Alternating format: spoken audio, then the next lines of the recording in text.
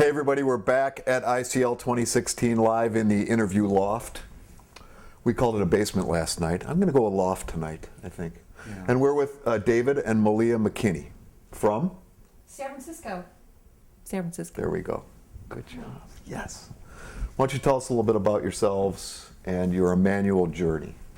Yeah, well, thanks. We're from San Francisco. We're the Immanuel City Leaders of the San Francisco Bay Area, and we live in San Francisco proper. And we have been finding, as we have been working with Pastor Patti Velotta and the team, we've been finding ourselves in a place of being able to share the Immanuel Approach with our friends and family in San Francisco, and things are beginning to really grow there. It's beginning to have some real effect on our friends and the city itself.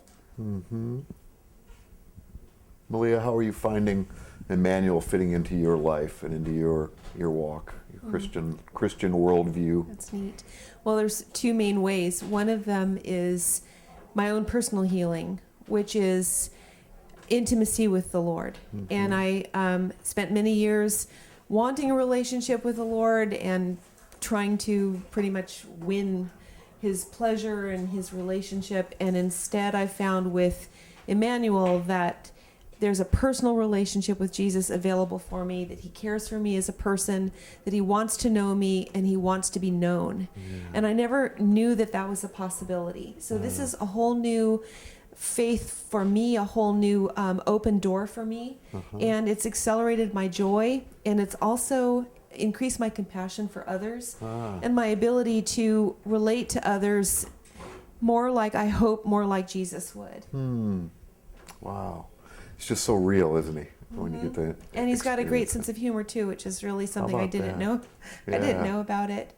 But the other way Immanuel is really changing, I feel like there's a shift going on, not just in our personal lives, but I feel my thought is that if I was having misconceptions of who God is and who Jesus is, there are a lot of people who've been either raised with a tradition that's negative, or God's mad at you, or Jesus is too busy saving the world to spend time with you. And I'm finding those misconceptions of the Lord being corrected and instead being replaced with a personal, loving creator. And with that comes great intimacy and great healing. You bet. I love the verse in 1 John 3:2 that says, when we see Jesus, we become like him because we see him as he really is. Right. And that's that story right there about how, as we get to know him, his true personality and his true character and his true heart, we become like him. That's where the transformation is. Yeah.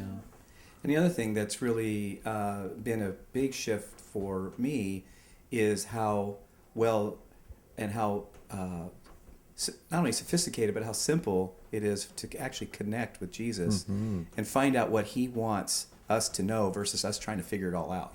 You know, there's a place where we can have all the scriptures and we can memorize the Bible, and yet the Bible in the hands of the master, applied by the hands of the master, that is how that intimate place of connection with him is where the result of that is healing and freedom.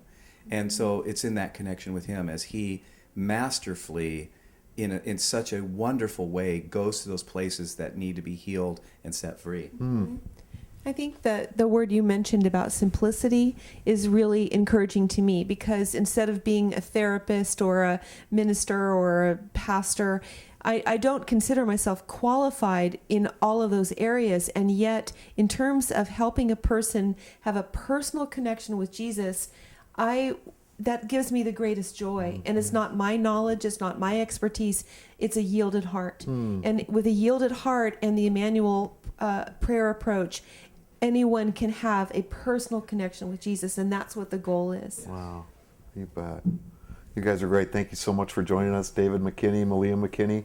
Thank you. Bless your Immanuel journey. Yay. Thank you. Yay. Thank you.